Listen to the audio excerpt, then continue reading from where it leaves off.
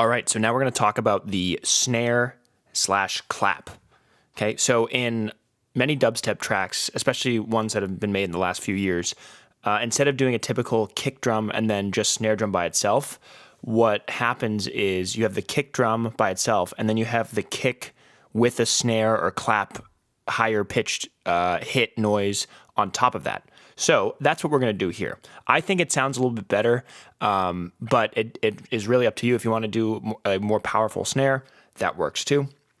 So either way, there's lots of different snares we can pick from. We can pick from a Logic Pro snare that they have. We can pick from a preset using the drum synth. We're going to EQ it. We're going to add that Bitcrusher for distortion and then some effects. And then I'm going to go over what I do in order to make sure that the snare and kick are working well together. And then we will also add another layer to that. So if I have one snare sample, I typically add another either clap or another snare sample just to get it to be a little bit more rich, a little bit better sounding. So anyway, let's get back into Logic. So the first thing I'm going to do is actually show you guys a snare drum that I made from scratch. That file will be included in the course. But if I go over to my loops, I go to snare. So I've actually made this a couple of times. I call it snare drum tutorial because I actually have a free YouTube video on how I made this. You can totally watch that video. I'll link that as well. But if you don't want to, you can just download this file. So I will click here. So this is what that sounds like. I'll put some EQ on it just so you can see the visuals of the frequencies. I often use the EQ to look at the frequencies. That usually helps me with my sound design. So notice I have a punch here, and then the rest of it is the higher pitched noise. But if you didn't want to do that, one thing you could do is go to any sort of drum. So if I go over, so by the way, I just hit new track right here. And then software instrument, it doesn't really matter. I'm going to click drum synth. And my library is open. The keyboard command for that is Y. So I'm hitting Y right now. And I'm going to click right here next to the setting right here. This will show me the preset library. And if I go to electronic drum kit, there's all sorts of electronic drum kits that you can find samples with. Okay, I don't have them all downloaded just in terms of saving space on my hard drive. And I have other samples that I like, but you can go to, let's say, After Party, right here, and I'm hitting Command K. We'll turn the solo off. So that's the kick. I don't really like this kick, but you can do whatever. So I do like this clap. The snare's fine, but I like the clap.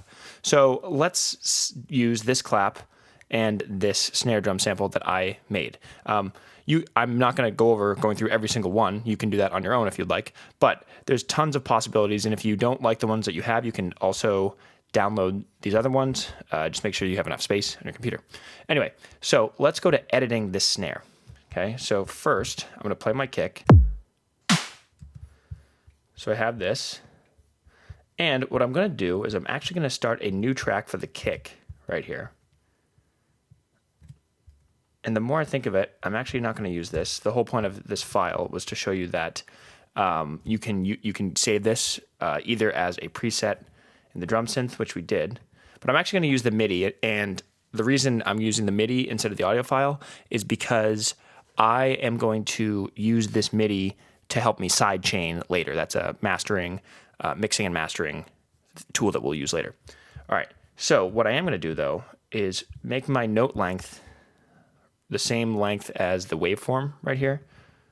So I'm just hitting I'm hitting Option and moving my mouse. That's how I'm changing this right here. So I'm going to make this shorter.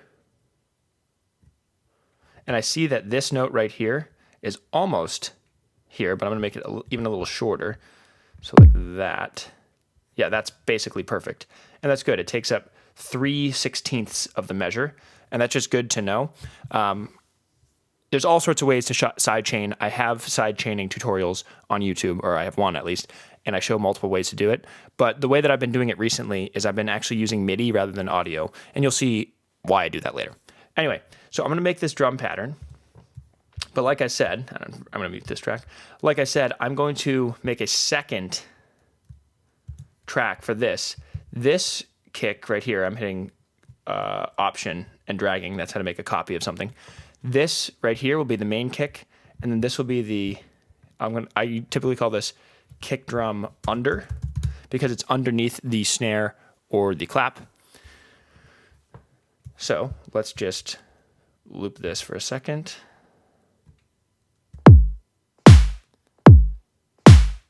Oh, and this is way too loud.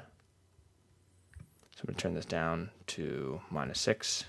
Turn that down to -6. And it doesn't really matter right now, but what your volume is, because you're going to change that later.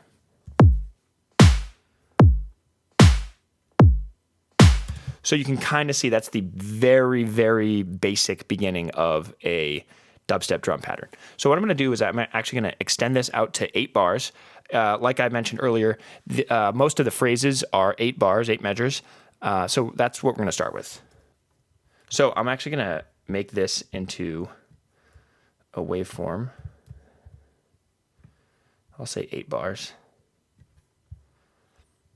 And I'll do this as well.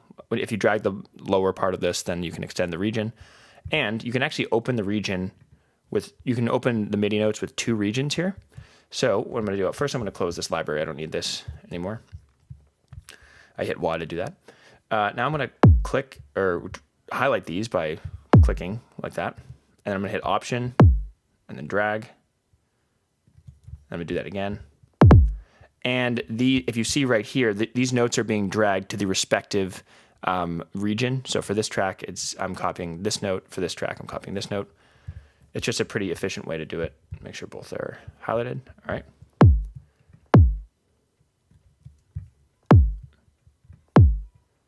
All right, so now I have my kicks all the way, this kick region pattern is all the way done. So now I'm going to do the same thing with the snare. So what I am going to do, since this goes a little bit farther, is I'm going to shorten this. And I really don't need much past this. If we see this waveform, and once again, I'm just clicking Option and scrolling to change the size right here. But it doesn't go much past this. But I'm going to have it go at least to here. So I'm going to hit Command-T and delete that. And then another thing I'm going to do is I'm going to change this right here to fade out. Okay, so there's 2 ways you can do that. So if I click on the region right here, and then click Region, More, Fade Out. So I'm going to fade this out. And that's just in case there's any audio that's going to click there, because watch this. If I don't have this faded out and I change this, there's like a little click there. That honestly, it might not be, the snare is probably the worst way to explain that, but it's just a good habit to get into. Another thing, and actually I'm realizing I forgot to do this, I like to have this secondary, this command click, not to be on the marquee tool, I almost never use this, is to be on the fade tool. So what you can do is go back if you want and change your template to have the fade tool. It's just something I do. Anyway, so instead of going over to the region, I can hit Command click right here and fade that out. And this is just a good idea to do if you want to make things sound cleaner. We'll be using the fade tool, so the command click with the fade often in this track, especially once we get to designing our dubstep basses. So anyway, after all that, I have the snare, and I'm going to copy this. So the fastest way I find copying is to just drag it like this. So I've just highlighted it and then Command or Option clicked, So now here's what we have.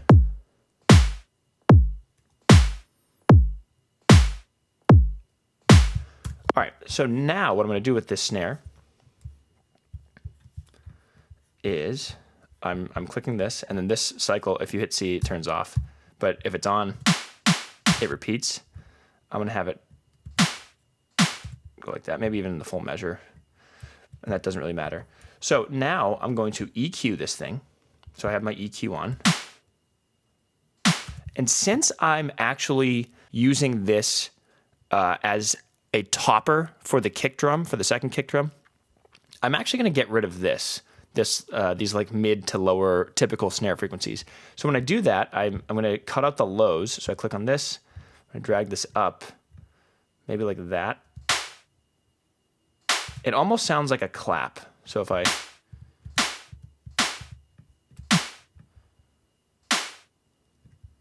might make this slope a little bit less intense.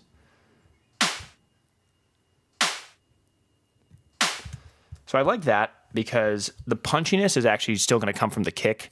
If you just use a snare, the punchiness would come from those frequencies that we just cut out. But I kind of like this better. So here's what it sounds like. So I'll just play the whole thing. Here's what it off. You don't really notice that much of a difference.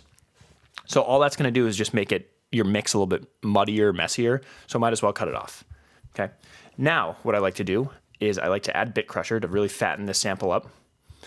So I'm going to go to Bitcrusher and I'm going to make this lower. Now the way this works, it doesn't really matter if I push this all the way down.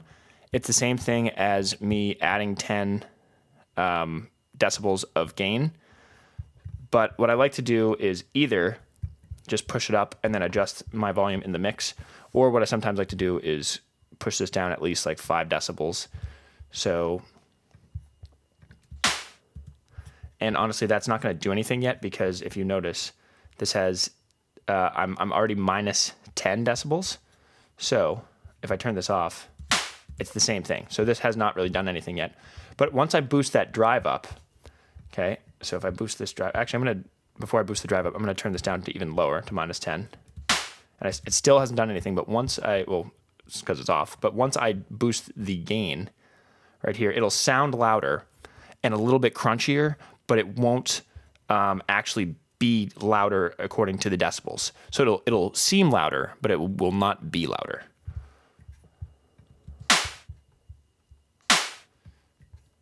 And I'm going to actually just fix this. I don't know why this is 1 or 0.1 decibel above.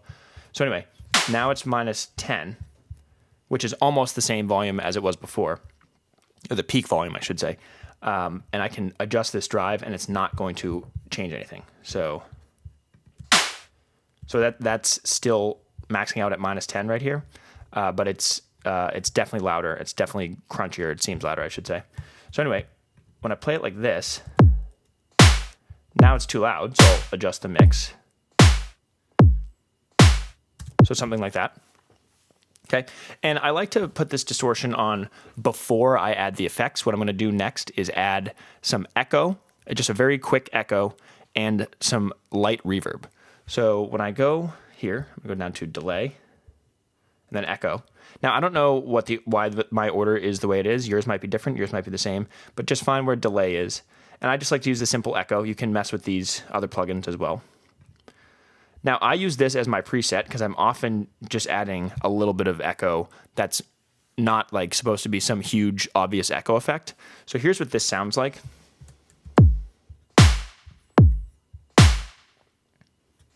Here's when it's off. So it sounds much better, in my opinion. So I have the note at 1/16th. Feedback at 64, I think that's the default. The color at 37, that's also the default. Dry is 100, so the dry is going to be the same, and the wet is just 7%. Now later in the track, we might adjust these, but for now, I think this is good. And I'm also going to add some reverb. So I'm going to go down to reverb. I love the Space Designer. There's a lot of good reverb plugins here, so you can explore these, but I have been using the Space Designer for quite some time, and I like it. You can really find some good presets. So I'm going to go down to medium, spaces, halls, and let's do small hall. Okay, and I'm going to turn this down to 20. Let's do negative, so minus 24. And let's see what this sounds like. So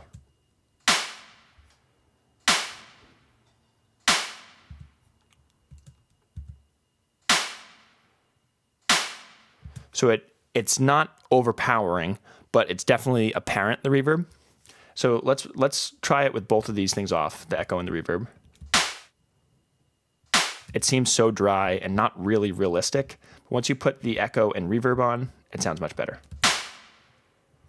And here it is with the kick.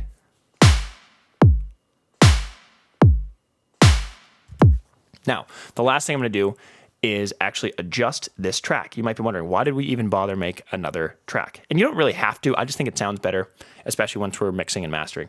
But what I want to do here is, since I have this kick drum, what I'm going to do is actually cut the highs. When I say the highs, I mean the high frequencies. The high frequencies are going to come from the snare on the second kick of the measure. So I don't need these high frequencies. So when I'll solo this, I don't need these high frequencies getting in the way of that. When I say high frequencies, I mean basically anything above that punchiness. So what I'm going to do is take this shelf. You could cut it with a high cut, but this shelf is not going to completely make those highs disappear, but they're just going to be a lot quieter. So I'm going to take this and maybe go down here. And I have it at -14. So this is what it sounds like. And you might think, well, that doesn't sound good. But let's see what it sounds like with the snare on top. You still have that punchiness from this kick with the high frequencies on top from the snare. And let me show you what this sounds like all together.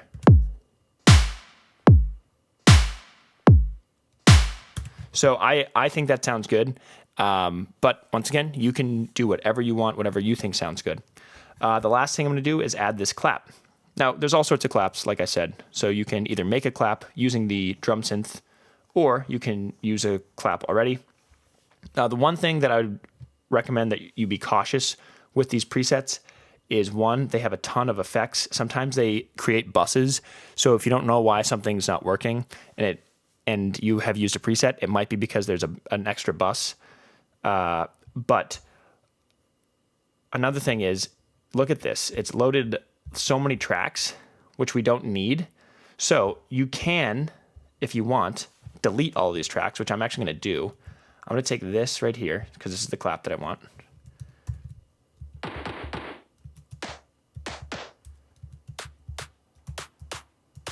And just use that, because the rest of these are kind of useless for me. And watch, look, here are these buses that I do not want. So I'm going to do no send for both of these. And then in the mixer, I'm going to hit X and get rid of these extra buses right here. So delay and reverb. I don't want those. So let's see, delete anyway, delete. And then this after party right here is the only thing that's left. So if I go back to the mixer, I don't even know where this is, but that's what I would warn you about using these presets. Sometimes the buses are fine, but I often prefer to not use them. So anyway, now, after all of that nonsense, I'm going to use this clap. So this is a sampler, and the way that the sampler works, and you don't have to know how to work, we might use this later, who knows, but the way that the sampler works is it just takes the one sample. So I think this is the actual sample, this C3 right here. And I'm just hitting these buttons to change the octave on this musical typing. But if I want a higher pitch clap, I can go up. If I want a lower pitch clap, I can go down. I definitely don't want a lower pitch clap though. So I think I'm just going to use the normal one, which is C3. Okay, so I'm going to create a new region here. And you might be wondering why this is orange. That's just because the preset is orange. I can show you guys how to change the color in just a moment. So here's my note. Now this might change if I change the velocity, which I just did down here. Velocity is how hard you strike the note. I don't think it made any difference though. No, it didn't. Well, yeah, maybe it's just quieter, but I'm just going to keep it as loud as it goes. Anyway, here's what it sounds like now. It's not that loud. So what I'm going to do next is first just get rid of these plugins. I'll add my own EQ. And distill a bus. Oh my goodness. There we go. Okay, good. Sorry. Anyway, I'm going to add some EQ. So all of this stuff I do not need. I have the punchiness from the low frequencies, so I'm going to cut these all out. Maybe up to like there.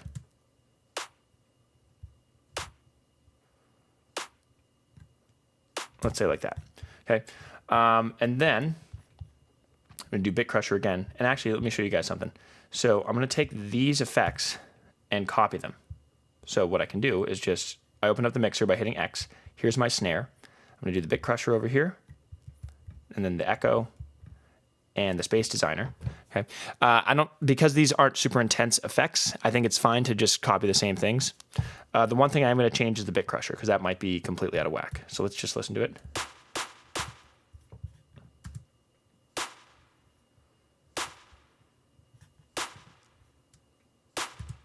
Okay, so I'm definitely going to add some more gain to that. Turn these off for a sec.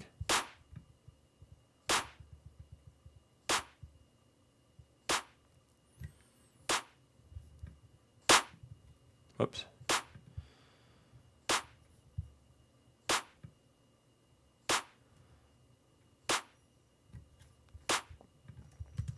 And I might even add some EQ just to raise these high-pitched frequencies.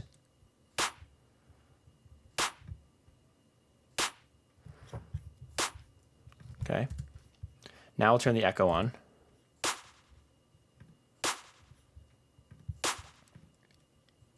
And there's that reverb.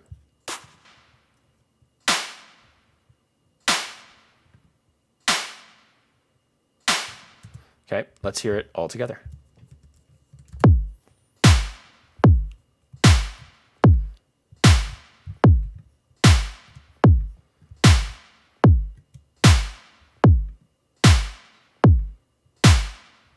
So I'm going to turn this volume up a little bit, and I might even turn the snare down a tad. The snare, this little snare is going to be the main element here, but the clap is just an extra layer that's going to help.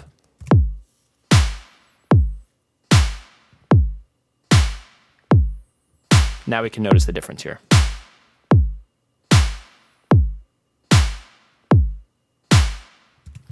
All right, so that is a great place to stop in terms of snare and clap. We have a basis for our drum pattern. Next, we're going to look at cymbals.